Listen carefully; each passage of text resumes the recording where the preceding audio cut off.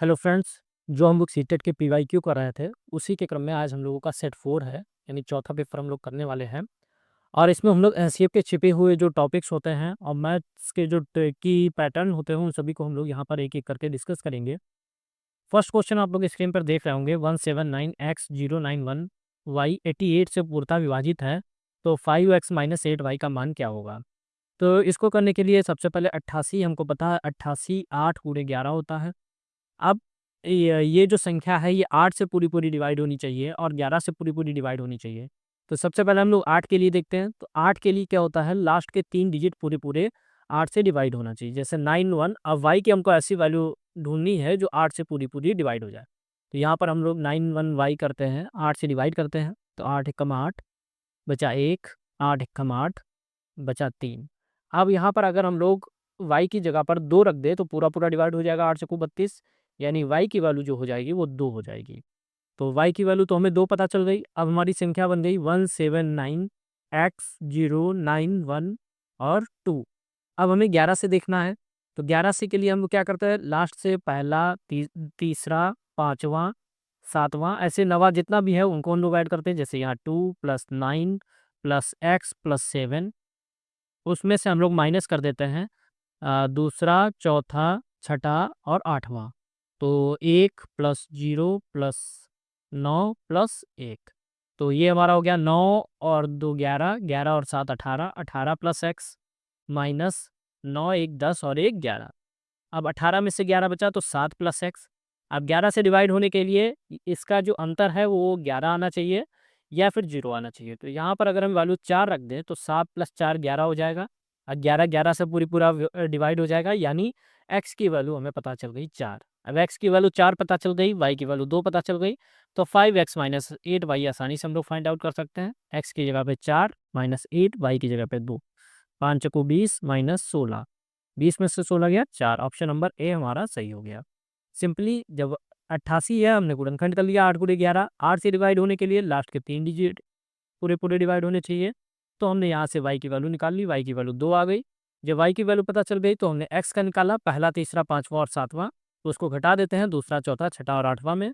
जो अंतर आता है वो 11 से पूरा डिवाइड हो जाएगा, तो संख्या भी 11 से पूरी डिवाइड हो जाएगी।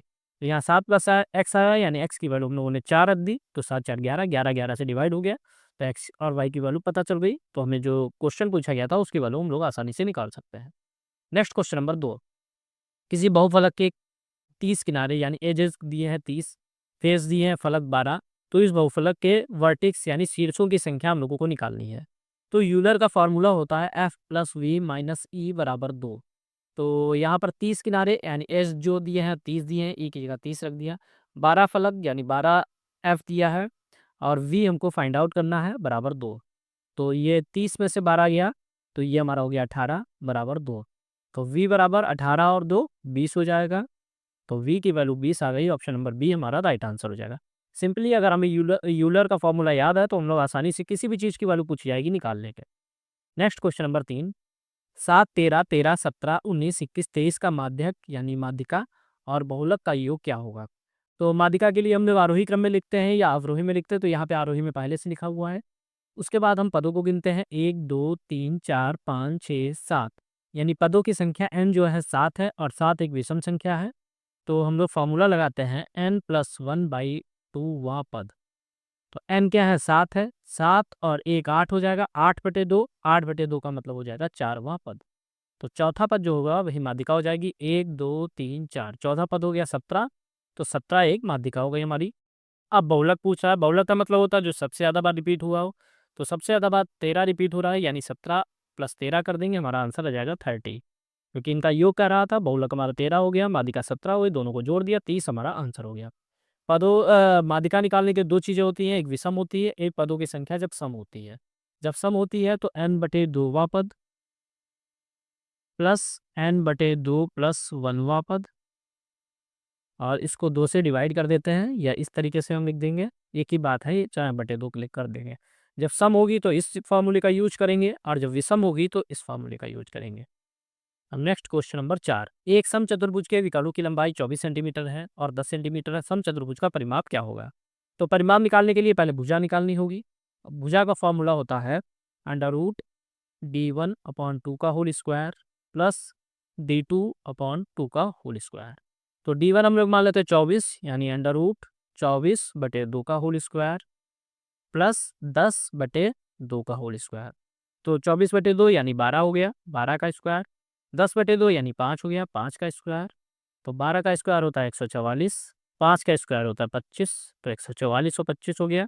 इनको ऐड करेंगे 169 हो गया, 169 को वर्गमूल से बाहर करेंगे तो 13 आ गया, 13 सेंटीमीटर। तो भुजा में आ गई समचतुर्भुज की 13 सेंटीमीटर। अब परिमाप निकालना है, तो समचतुर्भुज का परिमाप होता है 4 गुणे भुजा, तो 4 गुणे 13, 13 चक्कू 52 सेंटीमीटर हमारा परिमाप हो गया, ऑप्शन नंबर ए। केवल ये फार्मूला लगाना है, d1/√d1/d2 का होल स्क्वायर प्लस d2/d2 का होल स्क्वायर, d1/2 का होल स्क्वायर प्लस d2/2 का होल स्क्वायर। सारी वैल्यू को पुट किया, 13 सेंटीमीटर हमारी भुजा आ गई। जब भुजा पता चल गई, परिमाप निकालना था, 4 गुणे भुजा कर यूज करके हम लोगों ने परिमाप निकाल दिया 52 सेंटीमीटर। नेक्स्ट क्वेश्चन नंबर 5, 2 की घात -1 प्लस 3 की घात -1 प्लस 4 की घात -1 की घात -1 का मान क्या है? तो जब भी घात -1 बोलेगा, तो यहाँ पर जैसे 2 की घात -1 है, तो 2 की घात -1 का मतलब हो जाएगा 1/2, क्योंकि हम लोग पहले भी डिस्कस कर चुके हैं, 1 की घात -m का मतलब 1/1 की घात m। तो यहाँ पर 1/2 हो गया, इसी तरीके से ये 1/3 हो गया, इसी तरीके से ये 1/4 हो गया। अब घात -1, अब यहाँ पर एलसीएम ले लेंगे, तो एलसीएम हो गया 12, 2 छंग 12, 3 चौको 12, 4 तियाँ 12, घात -1, 6 4 10 3, 13/12 हो जाएगा, 13/12 की घात -1। तो यहाँ पर आंसर हो जाएगा हमारा 12/13। यहाँ पर जो ऑप्शंस है इसमें कुछ मिसप्रिंट हो गया है, हम लोगों का जो आंसर आएगा 12/13। बस एक चीज़ याद रखनी है, 1 की घात -m लिखा है, तो 1/1 की घात m कर देना, ये 1/2 हो गया, 1/3 हो गया, 1/4 हो गया। एलसीएम लिया 12 हो गया, तो ये 2 छंग 12, 3 चौको 12, 4 तिया 12, तो 6 4 10 3, 13/12 हो गया। अब घात -1 थी, यानी फिर से उल्टा कर देंगे, 12/13 हमारा आंसर हो जाएगा। ऑप्शंस में कुछ मिसप्रिंट हुआ है, यहाँ पे मिसटाइप हुआ है, तो इसीलिए जो राइट आंसर होगा 12/13 ही होगा। नेक्स्ट क्वेश्चन नंबर 6, 6 घंटों में सेकंडों की संख्या निम्नलिखित में किसकी मिनटों की संख्या के बराबर है? जो 6 दिन में हमें सेकंड निकालने हैं, तो 6 दिन में सेकंड निकाल लेंगे, 6 घंटे में, तो 1 घंटे में 3600, तो 6 घंटे में 6 गुणे 3600 गुणा कर देंगे, तो 36 और 6 की गुणा 216 डबल जीरो। तो 6 घंटे में सेकंडों की संख्या आ गई 21,600 सेकंड। अब कह रहा है निम्नलिखित में से किसके मिनटों की संख्या के बराबर होगी? यहाँ पे दिन कह रहा है, अगर हम लोग एक दिन में निकाल लें, तो एक दिन में कितने मिनट होते हैं? तो 24 घंटे होते हैं, और 60 से मल्टीप्लाई कर देंगे, मिनट आ जाएंगे, यानी 1440 मिनट होते हैं। तो एक दिन में मिनट की संख्या 1440, टोटल हमारे पास सेकेंड है 21,600। 21,600 को हम लोग 1440 से भाग कर दें, तो 0 से 0 कट गया, 12 से करेंगे, 12 12 बार, 12 एकम 12 बचा 9, 12 अट्ठे 96 और 1 0, फिर 12 से करेंगे तो ये 15 बार में चला जाएगा, यानी 15 दिन हमारा आंसर हो जाएगा। 21,600 सेकेंड हमें पता चल गए, एक दिन में हमने निकाल लिया, दोनों को डिवाइड कर दिया, हमारा आंसर आ गया। नेक्स्ट क्वेश्चन नंबर 7, फलों के वजन इस प्रकार हैं, 4 kg, 250 ग्राम तरबूज, उसके बाद में चेरी 250 ग्राम, उसके बाद में अंगूर 200 ग्राम, उसके बाद में चेरी जो है 250 ग्राम 50 मिलीग्राम, यानी इधर हम लोग 50 मिलीग्राम लिख देंगे। अब इनका टोटल कुल वजन बताना है, तो 4 kg का 4 kg हो गया, 250 250 500, 500 2 700, 700 ग्राम हो गया, और ये 50 ग्राम हो गया, 50 मिलीग्राम हो गया। तो हमारा आंसर हो जाएगा 4 kg 700 ग्राम और 50 मिलीग्राम, यानी ऑप्शन नंबर ए। सिंपली केवल जोड़ देना था, हमारा आंसर आ जाएगा। नेक्स्ट क्वेश्चन नंबर 8, एक टंकी का फ्रैक यहाँ पे होगा 4/5, भाग भरा हुआ है, इसमें 30 लीटर पानी निकाल लिया गया, तो टंकी खाली हो गई, टंकी की क्षमता क्या है? क्षमता जो है पूरा भाग 1 होती है, 4/5 भाग भरा हुआ है, अब इसे 30 लीटर पानी निकाला गया, यानी टंकी पूरी खाली हो गई। तो इस तरीके से है, मान लीजिए 4/5 भाग ये भरा हुआ है, अब 30 लीटर पानी निकाला गया, पूरी खाली हो गई, यानी इस 4/5 की जो वैल्यू है वो 30 लीटर के बराबर है, तो हम लोग 30 लीटर के बराबर कर देंगे। तो एक की वैल्यू हो जाएगी 30 गुणे 5/4, तो 4 हाँ, 2 से काट देंगे, 2 नी 4 15, 15 पन्ना 75/2 लीटर, या फिर हम लोग इसको कह सकते हैं 37.5 litre. Option number B, simply 4/5 की वैल्यू हमें दी थी 30 लीटर के बराबर, और तो हमने एक भाग की वैल्यू निकाल ली, एक भाग की वैल्यू 37.5 लीटर आ गई, तो यही हमारा आंसर हो गया। नेक्स्ट क्वेश्चन नंबर 9, निम्नलिखित पैटर्न का अवलोकन कीजिए और अगला पद बताइए। 1 गुणे 1 बराबर 1, 11 गुणे 11 121। इसी तरीके से तो इसमें क्या करते हैं, जितना बार 1 रिपीट होगा उतना लिखेंगे, जैसे 1 1 1 1 1 गुणे 1 1 1 1 1। तो 1 2 3 4 5 है, तो 1 लिखेंगे, 2 लिखेंगे, 3 लिखेंगे, 4 लिखेंगे, 5 फिर उल्टा लिख देंगे, 4 3 2 1। यही हमारा आंसर हो जाएगा। 1 2 3 4 5 4 3 2 1, ऑप्शन नंबर बी इस क्वेश्चन का राइट आंसर होगा। Next question number 10। ए बराबर 3/4 भाग 5/6। तो भाग होता है तो हमें उल्टा कर देता है, उल्टा करके गुणा कर देता है, जैसे 3/4 गुणे 6/5 हो जाएगा। तो ये हो जाएगा 6 तिया 18 और 5 को 20, और इसको भाग करेंगे तो ये हो जाएगा 0.9, 2 नेम 18 0.9। इसी तरीके से बी वाले को देखेंगे, ये ए था हमारा। अब बी वाले को देखेंगे तो बी में है 3/4 भाग 4/5। तो इसको जब करेंगे तो 3/4 गुणे 5/4 उल्टा हो जाता है, तो उल्टा कर देंगे तो ये हो जाएगा 5 या 15/4 × 16। तो ये इसको जब हम लोग भाग करेंगे तो ये 0.93 हो जाएगा। इसी तरीके से तीसरा ये बी हो गया। अब सी को देखेंगे तो 3/4 भाग 3/2। तो इसमें 3/4 गुणे 2/3, ये हो गया या 3 दूनी 6 4 तिया 12, 1 2 यानी 1/2। 1/2 का मतलब हो गया 0.5। आप सही संबंध बनाना है तो सबसे बड़ी संख्या कौन सी है, बी वाली है, तो सबसे पहले बी, और बी के बाद में आएगा यहाँ पर ए, और ए के बाद में सी। सबसे छोटी सी है, बी ए सी वाला, ऑप्शन नंबर बी हमारा सही हो जाएगा। Next question number 11। एक आयताकार बक्से की आंतरिक लंबाई, चौड़ाई और ऊंचाई क्रमशः 10 सेंटीमीटर, 8 सेंटीमीटर, 6 सेंटीमीटर है। 6240 घन आयतन वाले घनों को पैक करने के लिए ऐसे कितने बक्सों की आवश्यकता होगी? तो इसके बारे में हम पहले बात कर चुके हैं। जब भी बक्सों की संख्या है कुछ इस टाइप से पूछा जाएगा तो हम लोग क्या करेंगे, जिसमें पैक करना उसको ऊपर कर देंगे, 6240 ऊपर कर देंगे। अ, ये आयतन हमको दिया गया है। अब इसका आयतन हम लोग निकाल लेंगे, 10 8 6, जो आयताकार बक्से की लंबाई चौड़ाई ऊंचाई है। तो इसका जो आयतन हो जाएगा वो 10 गुणे 8 गुणे 6 हो जाएगा। लंबाई गुणे चौड़ाई गुणे ऊंचाई, 0 से 0 कैंसिल कर दिया। 8 से काटेंगे, 8 7 56 बचा 6, 8 8 64, 6 से काटेंगे 13, यानी ऑप्शन नंबर बी इस क्वेश्चन का राइट आंसर हो जाएगा। सिंपली जब भी ऐसा पूछा जाएगा कितने बक्सों की आवश्यकता होगी या इस टाइप कितने घन होंगे, तो दोनों का आयतन निकाल के दोनों को डिवाइड कर देंगे, हमारा आंसर आ जाएगा। अगला देखते हैं नेक्स्ट क्वेश्चन। किसी संख्या को 893 से भाग दिया जाता है तो शेषफल 193 आता है, और इसी संख्या को 47 से भाग देने पर शेषफल क्या आएगा? तो 193 आता है। अब जो शेषफल ये 193 है, इसको 47 से भाग दे देंगे, हमारा आंसर आ जाएगा। 4 बार में देंगे तो 7 चौको 28, 4 चौको 16 और 2 18, बचा 5, यानी 5 शेषफल आ जाएगा। इससे कोई मतलब नहीं रहता इस टाइप के क्वेश्चन में, इसको हम लोगों को देखना भी नहीं है, केवल जो शेषफल है उसको हम लोगों को भाग कर देना है, जिससे पूछा जाएगा, बस हमारा आंसर आ जाएगा। Next question number 13। बाइनरी संख्या 1 1 0 1 1। अब इसमें दशमलव समतुल्य क्या है? तो इसको हम लोग बेसिक मेथड से नहीं करेंगे, एक सिंपल ट्रिक के माध्यम से करेंगे। यहाँ पर 1 हो जाएगा, 1 का 2 गुना 2, 2 का 2 गुना 4, 4 का 2 गुना 8, 8 का 2 गुना 16। सबके नीचे हम लोगों ने संख्याएं लिख ली। 1 से स्टार्ट करेंगे, 2 गुना करते जाएंगे। अब जहाँ पर 0 है तो 0 के नीचे वाली संख्या को हम लोग काट देंगे, उससे कोई मतलब नहीं रह जाएगा। तो हमारे पास संख्या बची 16 8 2 1। अब इन सबको जोड़ देंगे, हमारा आंसर आ जाएगा 16 8 24 2 26 1 27। इस क्वेश्चन का आंसर हो गया ऑप्शन नंबर ए। बहुत आसान है, केवल लास्ट से लिखना स्टार्ट करेंगे। 1 2, 2 का 2 गुना 4, 4 का 2 गुना 8, 8 का 2 गुना 16, ऐसे ही जितना जीरो होगा उस वाली संख्याओं को नहीं लेंगे, बाकी सबको ऐड कर देंगे, आंसर आ जाएगा। Next question number 14। एक मानचित्र का पैमाना 1 सेंटीमीटर 110 मीटर के बराबर है। यदि मानचित्र पर दो शहरों के बीच की दूरी 9.7 सेंटीमीटर है तो वास्तविक दूरी क्या होगी? तो 9.7 सेंटीमीटर की दूरी निकाल लेंगे, तो 110 गुणे 9.7, तो जब गुणा करेंगे ये आ जाएगा 1067 मीटर। तो यहाँ पर ऑप्शन में सी वाला भी सही है, और 1.067 किलोमीटर का मतलब भी हो जाएगा 1067 मीटर, यानी ऑप्शन नंबर डी इसका सही आंसर हो जाएगा। क्योंकि 1067 को जब हम लोग 1000 से भाग करेंगे तो 3 अंक बाद जीरो लग जाएगा, 1 2 3, यानी यहाँ पे दशमलव आ जाएगा। तो 1.067, ऑप्शन नंबर ए और सी दोनों सही होगा। Next question number 15।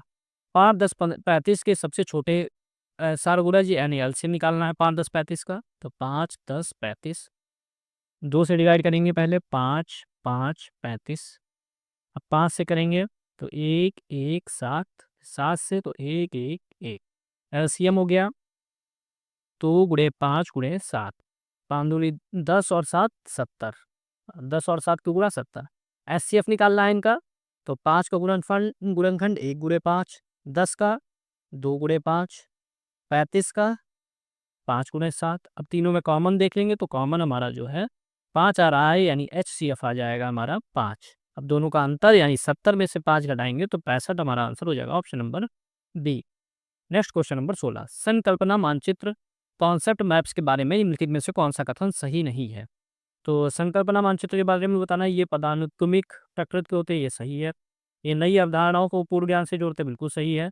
और इन्हें केवल शिक्षक ही बना सकते हैं, तो ये बिल्कुल भी गलत है, क्योंकि संकल्पना मानचित्र यानी कॉन्सेप्ट मैप्स कोई भी बना सकता है, केवल शिक्षक बना सकते हैं, ये निगेटिव हो गया। केवल वर्ड आ गया यानी कि ये हमारा गलत हो गया। चौथा, ये अंतर संबंधित अवधारणाओं को दर्शाते, बिल्कुल सही है, यानी ऑप्शन नंबर सी इसका सही है। नेक्स्ट, ब्लूम के वर्गीकरण के अनुसार विश्लेषण किस स्तर का कौशल है। तो ब्लूम के अनुसार जो विश्लेषण है वो आता है हॉट्स में, HOTS, यानी उच्च स्तरीय चिंतन कौशल, ऑप्शन नंबर बी इसका राइट आंसर हो जाएगा। नेक्स्ट है, गणित में त्रुटियों को सीखने का एक स्रोत माना जाना चाहिए, यह विचार किस सिद्धांत पर आधारित है। तो सीखने का एक स्रोत माना जाना चाहिए यानी रचनावाद, सबसे अच्छा जो है वो रचनावाद है, तो ऑप्शन नंबर बी इसका राइट आंसर हो जाएगा। नेक्स्ट है क्वेश्चन नंबर 19, एक शिक्षक कक्षा में 1/2 की अवधारणा समझाने के लिए कागज मोड़ता और फिर चित्र दिखाता है, अंत में प्रतीक सिंबल दिखाता है, वह किस मॉडल का प्रयोग कर रहा है। तो जब वह पहले क्या कर रहा है, सबसे पहले कागज मोड़ता है, चित्र दिखाता है, अंत में प्रतीक दिखाता है, यानी वो ELPS मॉडल का प्रयोग कर रहा है। ई से हो गया एक्सपीरियंस, एल से लैंग्वेज, पी से हो गया हमारा पिक्चर और एस से हो गया सिंबल। सबसे लास्ट में सिंबल आएगा और सबसे पहले एक्सपीरियंस आएगा, तो ऑप्शन नंबर ए इसका राइट आंसर हो जाएगा। नेक्स्ट क्वेश्चन नंबर 20, गणित की कक्षा में जेंडर पूर्वाग्रह को चुनौती देने के लिए एक शिक्षक को क्या करना चाहिए। लड़कों को कठिन सवाल देंगे, गलत हो गया। लड़कियों को केवल सजावट का काम देंगे, केवल शब्द आ गया तो गलत हो गया। गणितज्ञों के रूप में महिलाओं की उपलब्धियों पर चर्चा करनी चाहिए, बिल्कुल सही हो गया, क्योंकि जेंडर बायस के बारे में जो हम समझा रहे हैं, तो गणितज्ञ के रूप में जो महिलाओं की उपलब्धियां उनके बारे में बताएंगे, तो एक अच्छा और पॉजिटिव इफेक्ट पड़ेगा, यानी ऑप्शन नंबर सी इसका सही आंसर होगा। नेक्स्ट क्वेश्चन नंबर 21, एनसीएफ 2005 के अनुसार छिपा हुआ पाठ्यक्रम क्या सिखाता है। तो छिपा हुआ पाठ्यक्रम का मतलब जो बच्चे अपने आप से स्कूल या समाज में सीखते हैं, तो उसमें ऑप्शन नंबर ए से हो जाएगा, अनजाने में सामाजिक मूल्य और जेंडर भूमिकाओं को थोपना, क्योंकि जो जेंडर बायस है वो अनजाने में छिपे हुए पाठ्यक्रम से ही आती है। गुप्त सूत्र नहीं आएंगे गणित के, परीक्षा में नकल कैसे करें ये नहीं आएगा, पाठ्यक्रम से बाहर की किताबें नहीं आएंगी, ऑप्शन नंबर ए इसका सही आंसर होगा। 22, आदनात्मक यानी इंडक्टिव रीजनिंग के बारे में हम पढ़ते हैं। तो इंडक्टिव रीजनिंग जो होती है उसमें हम लोग ज्ञात से अज्ञात की ओर बढ़ते हैं, मतलब उदाहरण से नियम की ओर बढ़ते हैं। इंडक्टिव यानी आज्ञात्मक, तो ज्ञात से अज्ञात, और निगमनात्मक पूछा जाएगा तो अज्ञात से ज्ञात की ओर, option number B question number 22 का आंसर होगा। नेक्स्ट है, गणितीय खेल और पहेलियाँ मदद करते हैं। तो गणितीय खेल और पहेलियाँ किस में मदद करेंगे, गणित को रोजमर्रा के जुड़ने से सही हो सकता है, बच्चों को गणित के प्रति सकारात्मक बनाने में बिल्कुल सही होगा, समस्या समाधान के कौशल विकसित करने में सही होगा, यानी उपरोक्त सभी ऑप्शन नंबर 4 सही हो जाएगा। सारे ही हमारे पॉजिटिव टैग वर्ड हैं, यानी सभी सही होंगे, तो ऑप्शन नंबर डी इस क्वेश्चन का राइट आंसर होगा। नेक्स्ट क्वेश्चन नंबर 24, रूब्रिक्स का निर्माण करते समय सबसे महत्वपूर्ण क्या है। तो रूब्रिक्स का निर्माण करने के लिए, रूब्रिक्स जो है प्रदर्शन के लिए स्पष्ट मानदंड निर्धारित करना, ऑप्शन नंबर सी हो जाएगा। रैंकिंग निगेटिव हो गया, केवल निगेटिव हो गया, नुस्खे शब्दावली निगेटिव हो गया, यानी केवल बचा हमारा सी वाला ऑप्शन, सी हमारा सही हो जाएगा। निगेटिव वाला हम लोग इलिमिनेट कर देंगे तो हमारा राइट आंसर हमें अपने आप ही मिल जाएगा। नेक्स्ट 25, प्राथमिक स्तर पर पैटर्न को पाठ्यक्रम का हिस्सा क्यों बनाया गया है, क्योंकि ये आसान है तो ये तो निगेटिव हो गया। या बीजगणित चिंतन की नींव रखता है, बिल्कुल सही है, पैटर्न ही जो है बीजगणित की नींव रखता है प्राइमरी के बच्चों से, ऑप्शन नंबर बी इसका सही आंसर हो जाएगा। शिक्षा का समय निगेटिव हो गया, परीक्षा में स्कोरिंग निगेटिव हो गया, ऑप्शन नंबर बी इसका सही आंसर होगा। 26, निम्नलिखित में से कौन सा योगात्मक मूल्यांकन समेटिव असेसमेंट का उदाहरण नहीं है।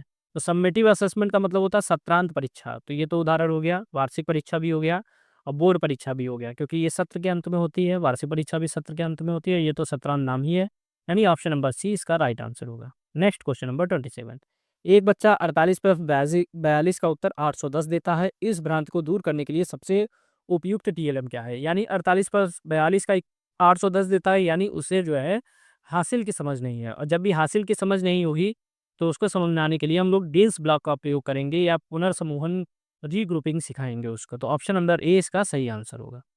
नेक्स्ट क्वेश्चन नंबर 28, एनसीएफ 2005 के अनुसार प्राथमिक स्तर पर आंकड़ा प्रबंधन डाटा हैंडलिंग का परिचय देने का मुख्य उद्देश्य क्या है? बच्चों को बड़े बड़े आंकड़ों की गणना सिखाना, ये निगेटिव हो गया। आंकड़ों के संग्रह और अर्थ विवेचन के कौशल को विकास करना, बिल्कुल सही।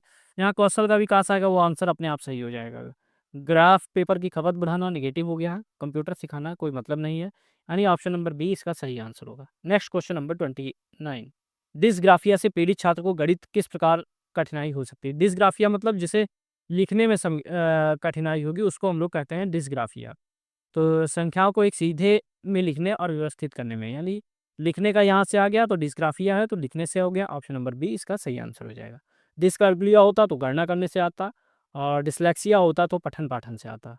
नेक्स्ट है और लास्ट क्वेश्चन, क्वेश्चन नंबर 30, गणित की भाषा सार्वभौमिक होती है, इसका अर्थ क्या है?